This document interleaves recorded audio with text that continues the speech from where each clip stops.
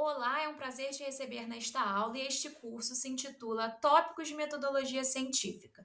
Esse curso foi desenvolvido pelo Programa de Estudos Medievais da UFRJ, em conjunto com a Secretaria de Saúde da Prefeitura do Rio de Janeiro. Nessa aula, a gente vai estudar as normas e os usos da ABNT em trabalhos acadêmicos. E esse material foi desenvolvido com bastante carinho pelo professor mestre André Rocha de Oliveira e por mim, professora Natália Serenado da Silva. Ambos somos doutorandos do Programa de Estudos Medievais e do Programa de Pós-Graduação em História Comparada da UFRJ. Primeiro, eu gostaria de te apresentar os nossos objetivos com essa aula. O objetivo principal é apresentar os principais elementos que norteiam as normas e os usos da BNT na escrita de trabalhos acadêmicos. A gente vai ter um foco particular para as referências. Um primeiro elemento para nortear o nosso trabalho é compreender o que são as normas técnicas. Elas são aquilo que garantem a comunicação, a padronização e a normalização das informações oferecidas. Elas corroboram para a qualidade e o rigor do processo científico, servindo para a publicização das etapas de pesquisa. É por meio das normas técnicas que os nossos pares vão poder conferir, vão poder entender os passos que levaram aos nossos objetivos, às nossas metodologias, às nossas conclusões dos trabalhos que a gente desenvolve. Além disso, é importante a gente focar, né, a gente se aprofundar em qual norma técnica norteia aquele elemento específico que nós precisamos. Nesse sentido, nós vamos explorar a NRB 6023 de 2018, porque ela tem um foco especial nos elementos incluídos nas referências. Acho que o primeiro movimento é compreender o que são as referências, né? Então, as referências são um conjunto padronizado de elementos descritivos retirado de um documento específico que permite a sua identificação individual. E esses elementos, eles são divididos entre elementos essenciais e elementos complementares. Os elementos essenciais são aquelas informações indispensáveis para a identificação do documento. Então, o autor, a data, o local que foi publicado. Já os elementos complementares são aqueles que permitem melhor caracterizar esse documento. Então, a gente vai ter, por exemplo, o volume de um livro, ou então, não, o número de uma revista também é um elemento essencial. Vamos ficar com o volume de um livro, é um bom exemplo. Bom, agora a gente vai passar a explorar algum desses elementos específicos das referências. Eu primeiro queria tratar com vocês daquele que é mais conhecido, né? A autoria. A autoria, ela pode ser dividida entre um autor até três autores e mais de três autores. Um autor é aquele modelo que a gente tem o sobrenome em caixa alta, seguido de vírgula, seguido de nome em caixa baixa. Quando uma obra ela é de autoria de até três autores, a gente vai especificar o nome de cada autor seguindo a norma de um autor, né? Sobrenome, em caixa alta, vírgula, seguido de nome. Mas a partir daqueles elementos, a partir da autoria de três autores, a gente vai usar um outro modelo, que é o modelo de sobrenome, vírgula, nome, seguido daquilo que a gente chama de et al. É comum também que esse et al apareça em algumas publicações em itálico, porque ele é uma expressão latina, né? Uma expressão em outra língua. Bom, aqueles documentos, né, aquelas publicações que têm uma entidade como autor, como, por exemplo, legislação, né, a legislação brasileira vai sempre aparecer como Brasil em caixa alta, seguido pelo nome da produção, e a gente vai ter esse modelo, né, o nome da entidade por extenso. Se essa entidade tiver uma denominação genérica, vai seguir esse modelo de legislação que eu falei, né? Em vez de eu colocar Tribunal Superior Eleitoral, eu vou seguir uma forma genérica de expressão, que seria a jurisdição geográfica seguido do nome. Que seria, então, por exemplo, Brasil, ponto, Superior Tribunal Eleitoral, ponto, e aí a legislação específica. Já aquelas obras que possuem autoria desconhecida, elas vão, ser designada a autoria pelo nome próprio, né, o nome próprio da obra. Então você vai aplicar caixa alta ao primeiro nome da obra, seguido com o título, em caixa baixa, né, normal, aquilo que a gente costuma apresentar. Bom, eu trouxe aqui para vocês alguns exemplos desses casos de autoria. Nosso primeiro caso chama atenção por uma obra de autoria singular, né, de um único autor, que é o Flaubert, vírgula, Gustave. Então, ele segue aquele exemplo: sobrenome, vírgula, nome em caixa baixa. Uma outra obra é uma obra de dupla autoria, né, de até 3 autores. Eu gostaria que vocês notassem, né, que para separar os nomes, a gente não usa um "e", ou então aquele "e" diferente, né, que a gente tem no nosso teclado. A ideia é que use um ponto e vírgula. A norma manda a gente usar entre os nomes, né, específicos dos autores, um ponto e vírgula. Por fim, eu trouxe um exemplo de uma obra que tem autoria múltipla, né? Mais de 3 autores, que é Alfarias, vírgula, Isabel, seguido de et al. Um outro elemento importante, né, para esses elementos de referência é a ideia de responsabilidade conjunta pela obra. E essa responsabilidade é bem múltipla, né? Ela pode ser de organizador, de coordenador, de editor e de compilador. Essa autoria, né, essa autoria não, essa responsabilidade, ela sempre deve ser expressada no singular.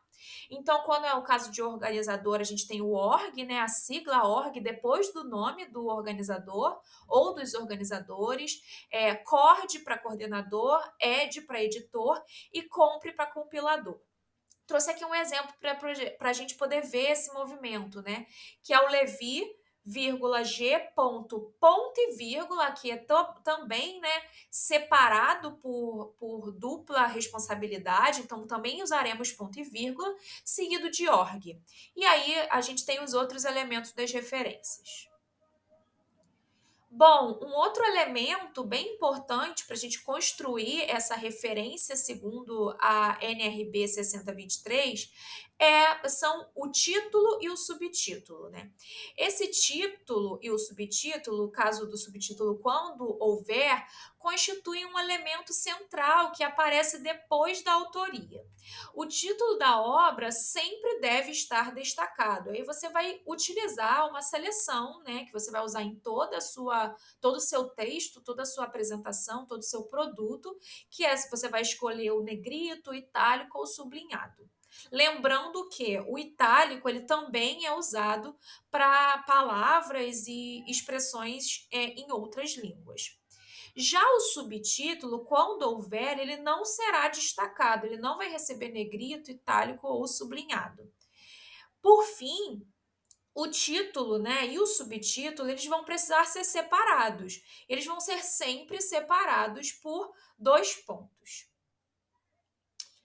Bem, os títulos e os subtítulos, aqueles que são muito longos, né, que representam, por exemplo, até passando de 2 linhas, né, até a partir de 3 linhas, eles podem ser diminuídos, né, partes podem ser suprimidas, contanto que não se comprometa o sentido do título, né, e do subtítulo.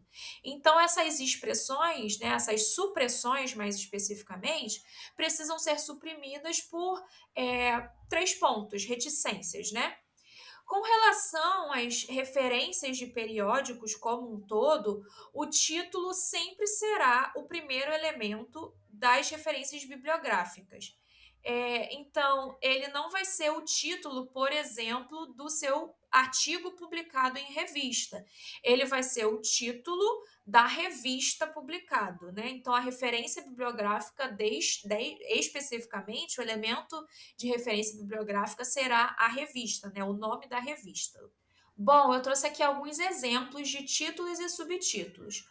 O primeiro é o caso de um título e subtítulo de um livro. Você pode ver que o título está em negrito, seguido de 2 pontos, seguido de um subtítulo sem negrito.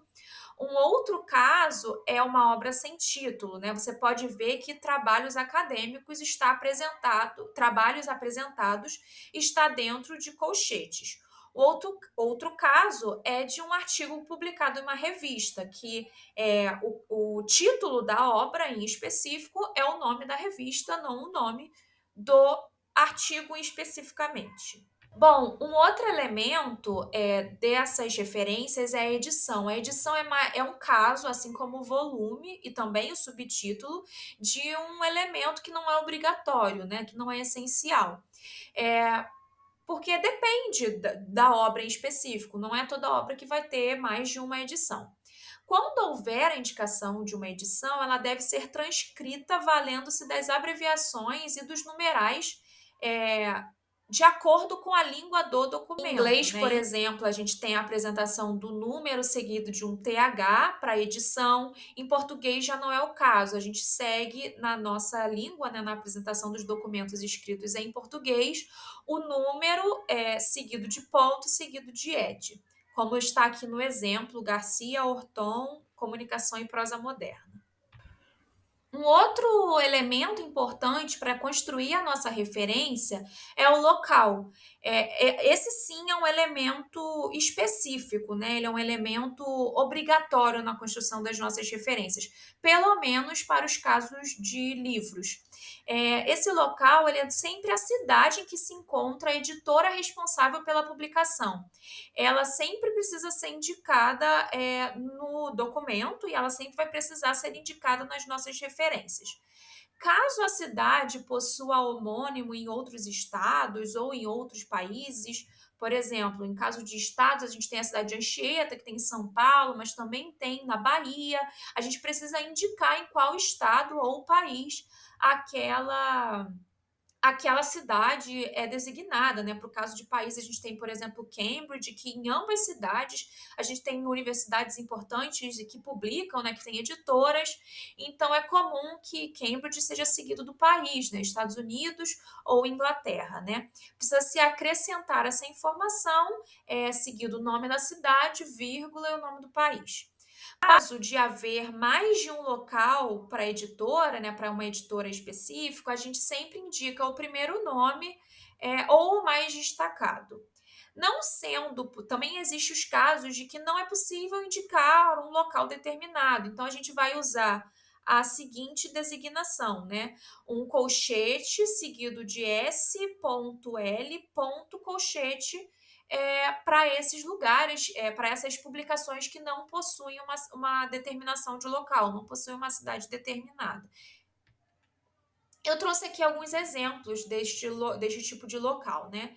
O primeiro exemplo é de uma cidade que possui homônimo, né? Então, aqui, Bauru é seguido de vírgula e seguido do seu estado, né? No caso, São Paulo. E também trouxe um exemplo de um local não determinado, né? Que é a sigla colchete S.L. colchete. No caso de um elemento obrigatório para as referências, né, dos elementos de referências, é a editora. Ela deve designar o nome da entidade responsável pela confecção e publicação do documento.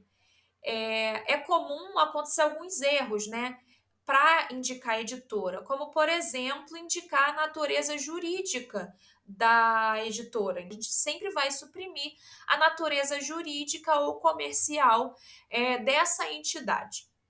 Quando houver quando houver duas editoras, a gente precisa indicar ambas, seguindo a mesma ideia de autoria quando a gente usa o ponto e vírgula para separá-las. Se forem três ou mais editoras, a gente vai indicar sempre a primeira ou a que tiver mais destaque no setor editorial ou no seu setor específico.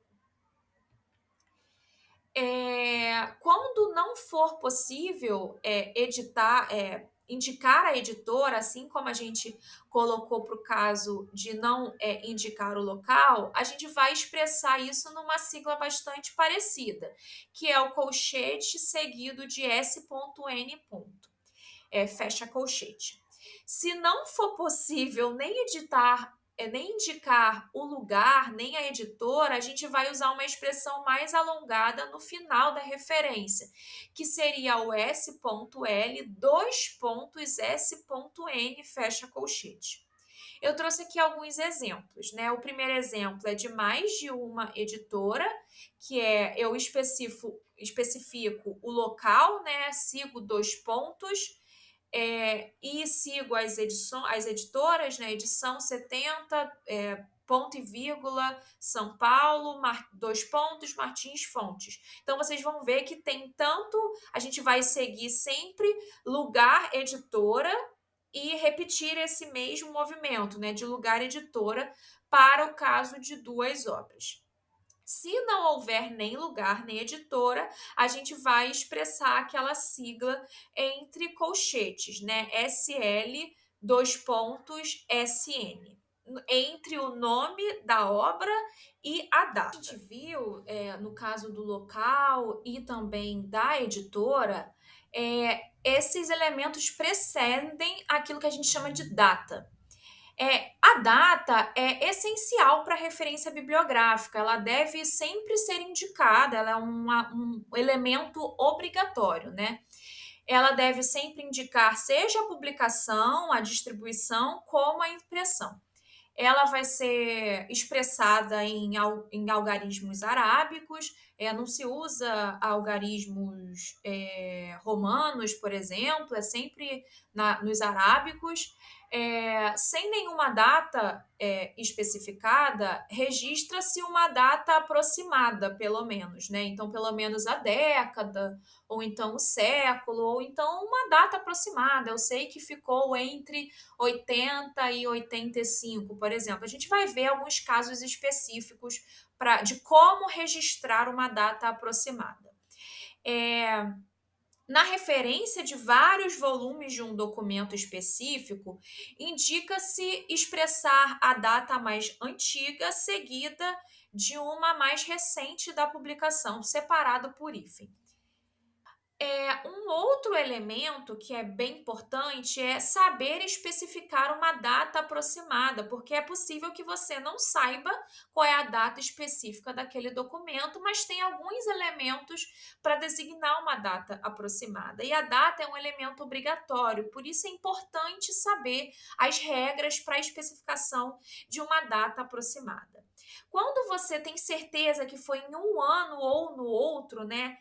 Você irá expressar o ano seguido de ou seguido do outro ano. É importante notar que eles precisam ser anos concatenados. Não é possível expressar 1971 ou 1977. Isso já cairia em uma outra expressão, que seria a expressão dos intervalos menores de 20 anos. Quando você tem certeza da data, mas essa data não está expressa num item, né, no documento específico, você irá usar a data, né, 1973, por exemplo, entre colchetes. Já para uma data provável, entretanto, que você não tem certeza, você irá usar a data seguido de um ponto de interrogação. Bom, para aquilo que for que você tiver certeza da publicação em um intervalo menor de 20 anos, você irá usar o colchete seguido de entre, seguido dessas datas, né? Separados pelo E. Já para uma data aproximada, você vai usar o colchete seguido de CA ponto e essa data. Aquilo que você tem certeza da década, mas não tem certeza do ano, você pode expressar pela designação do colchete, milênio, século e década, suprimindo o ano. Já para uma década provável, você vai usar a mesma expressão da década certa, entretanto, seguido de um ponto de interrogação. O século certo, ele vai seguir o mesmo encaminhamento da década. Entretanto, você vai suprimir tanto o ano como a década, ficando somente o milênio e o século. E a mesma apresentação pode ser feita para um século provável, entretanto, seguido de um ponto de interrogação. Agora, a gente vai ver alguns exemplos de como fazer uma referência a. O nosso primeiro exemplo é o exemplo do livro. Esse é o mais conhecido, né? E você vai ver que a gente vai recapitular alguns elementos de referência que conversamos anteriormente. Primeiro, a gente tem o sobrenome do autor, seguido de ponto e vírgula, nome, ponto, título em negrito, seguido de 2 pontos e subtítulos, além da edição, local, editora e ano. Trouxe aqui um exemplo para vocês poderem verificar essa referência a livro. A gente tem o Foucault, seguido de vírgula, seguido de Michel, seguido do título em negrito, 2 pontos, o subtítulo. Além disso, como um elemento que não é obrigatório, nós temos a data pronunciada do subtítulo, né? Seguido da edição, que foi a vigésima edição dessa publicação, ponto São Paulo, 2 pontos, edições Loyola, vírgula 2010.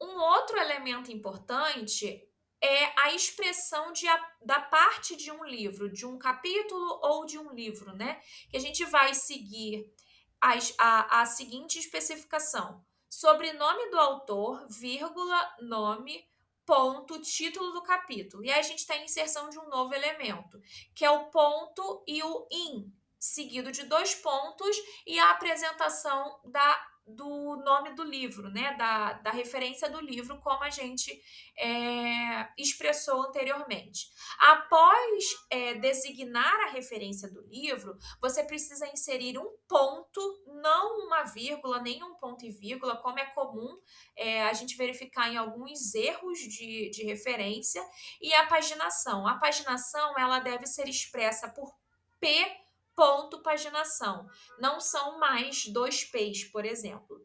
São apenas P ponto e aí o intervalo ou a página em específica. É mais provável que parte de livro seja o intervalo. Por isso que a gente tem os números unidos por um hífen. Um outro elemento importante para a gente conhecer de referências são as expressões de referência para artigos em revistas ou periódico. Ela vai seguir alguns elementos comuns ao livro, mas não são todos eles. Os elementos comuns serão o sobrenome do autor, o título do artigo, mas para por aí. A gente vai ter o título da revista em negrito, diferente do título da obra, né, do livro monográfico, seguido de local, de volume, de número, e aqui, diferente do livro, a gente tem a paginação antes da data. Um outro tipo importante de publicação são os trabalhos publicados em em anais ou atas de eventos. E esse é bem singular, né? A gente vai ter o sobrenome do autor, seguido de nome, seguido de título.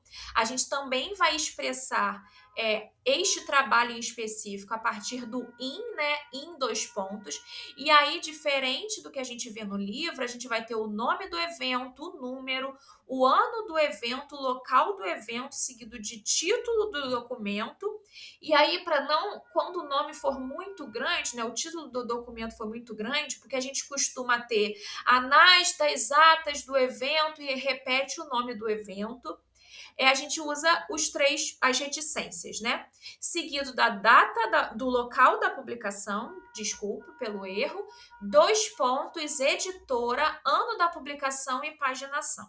E aí a gente vai ter algumas expressões que são comuns, como por exemplo, o local vai ser seguido de 2 pontos, a editora a gente não vai especificar que é a Universidade de São Paulo, sim usar a expressão, e a paginação vai ser utilizada após o ano de publicação, seguido o modelo de apresentação dos intervalos de página. P. Ponto, neste caso aqui do exemplo, 16 hífen 29. Por fim, eu gostaria de discutir com vocês as referências bibliográficas de TCC, dissertação e teses.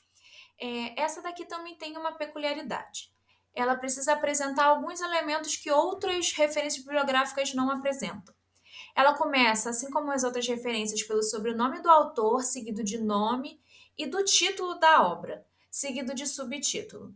Além disso, ela precisa identificar o ano da defesa, o número de folhas que aquele TCC, dissertação ou tese possui e a forma, o grau que ele vai conferir. Por exemplo, se ela está em forma de TCC, ele vai conferir um grau de, por exemplo, graduação em X. Ou se ela está em forma de tese, ela vai conferir um grau de doutorado em.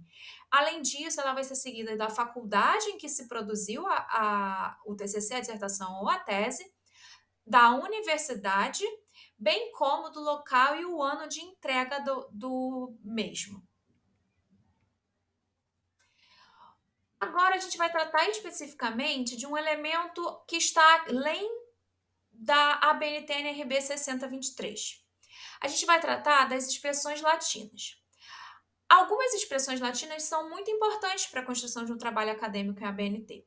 Uma delas é o apud, que significa citado por. É quando a gente realiza uma citação indireta, sem acesso à obra original por meio de uma outra obra. Isso significa dizer que, por exemplo, eu citaria Silva, apud, Souza e o ano da obra. Uma outra expressão latina também bastante importante é o ibidem, que significa na mesma obra, mas não necessariamente na mesma página ou no mesmo autor, porque essa outra expressão seria o idem. Já o opcite significa obra já citada, que significa que não é imediatamente a mesma obra citada anteriormente, mas alguma obra que foi citada em outro momento deste trabalho. Por fim, eu gostaria de conversar com vocês sobre o CF, que seria recomendado à consulta, confronte ou confira. É quando você quer que o seu leitor busque informações para além da bibliografia especificada por você. Você não está citando aquela obra, você está indicando a leitura. Por fim, eu gostaria de indicar algumas dicas para o uso de ABNT. A principal delas é a necessidade de padronização. Todas as referências, bem como os outros elementos, devem ser iguais em um trabalho acadêmico. Nesse sentido, por exemplo, o uso do negrito para o título ou itálico ou sublinhado precisa ser selecionado no momento de escrita do seu produto, né? Significa que ao especificar um título, desde o início do seu trabalho até o final, você vai precisar escolher entre esses três tipos de destaque. Outra dica é a ideia de que todas as bibliografias e as referências devem ser dispostas em ordem alfabética quando apresentadas na bibliografia. De maneira geral, há um outro elemento bastante importante, é que a sua formatação geral de um trabalho deve seguir as informações das instituições a que você está aplicando o mesmo. Significa dizer que ao publicar em uma revista, você vai precisar buscar as regras de publicação daquela revista, ou que ao publicar o seu TCC, o seu produto final, do curso, você vai precisar buscar um manual de publicação e produção da universidade com que você está vinculada. Essas são algumas das dicas importantes para o uso da BNT. Esse curso foi produzido pela equipe produtora de conteúdos que foi composta pelos professores André Rocha, João Vitor Machado, Jonatas de Oliveira, Juliana Prata, Natália Serenado e Vanessa Paiva. Esse produto, né, esse curso que a gente desenvolveu, foi coordenado pela professora Andréa Frazão, Paulo Duarte e Paulo Pachá, coordenadores do Programa de Estudos Medievais. Eu espero que você tenha aproveitado essa aula e a gente se vê no nosso encontro síncrono. Tchau, tchau!